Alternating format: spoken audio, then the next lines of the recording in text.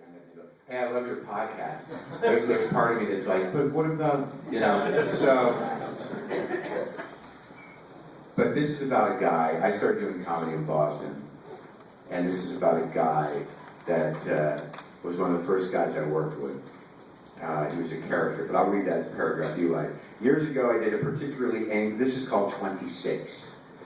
Years ago, I did a particularly angry set on stage. I talked about AIDS, the end of the world, and how silly and hopeless life was. A guy came up to me after the show and asked, why comedy?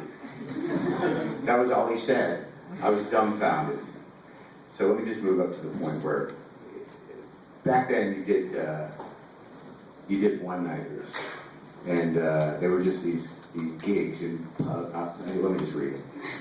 One-nighters were contracted out for a certain amount of time, and no headliner wanted to do a single minute of material more than necessary. So the opener had to do a full half hour, or else get shit from the headliner, who'd be forced to stretch his material to make up the time. If you were opening, you were also probably driving the headliner to the gig. So if you didn't do your time, it could be a long ride home. Around the time I was starting out, a comic named Frankie Bastille had just moved to Boston from Cleveland. He has since passed, and I'm not sure that many mourned him.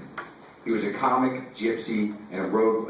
He was a comic gypsy, a road warrior, a drug fiend, and a borderline criminal. I liked him, but I was in the minority. One of the first one-nighters I did was with Frankie. We would go on to do several more, but the routine was always the same as that first time. I'd go to his apartment building to pick him up. As I was walking down the hall, I'd hear a voice screaming down the hallway from behind a closed door somewhere, "Where's my tooth? Where's my fucking tooth?" That was the first time. That first time I knocked on his door, Frankie opened it and smiled big, revealing a missing front tooth. "Hey man, you the opener?" "Yeah, I'm Marc." "Frankie, I can't find my tooth." Frankie had a false tooth on a mouthpiece that he would always seem to misplace. The ritual of finding the missing tooth repeated itself every time I had to pick Frankie up. More often than not, the tooth was very close by, sometimes in his pocket. He looked ragged in a rock and roll kind of way, a bit like Keith Richards, which he was aware and proud of. He had a Tibetan chant tattooed around one of his arms, and he was charming like a con man. You wanted to be around him, but you didn't want to get too close, leave him alone with your stuff, or owe him anything. That first gig I worked with Frankie, we had to drive a couple hours into Connecticut to do a show at a bar and dance club. The entire way down, Frankie laid down the law. He kept saying, "The most important thing is doing your time." He also recited to me a poem called "The Road," about being a road comic.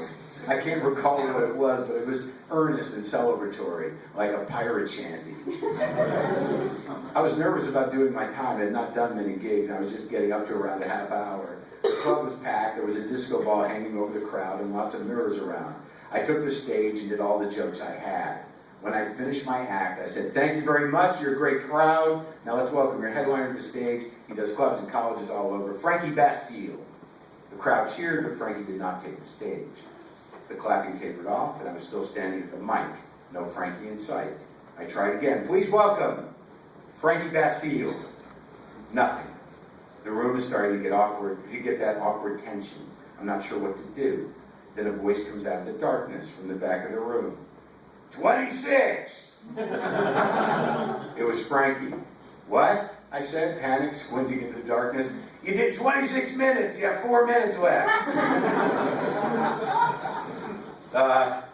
I scrambled and did a street joke and then brought Frankie up. He did his 45 and we got into the car to drive home. I started to apologize, but he cut me off.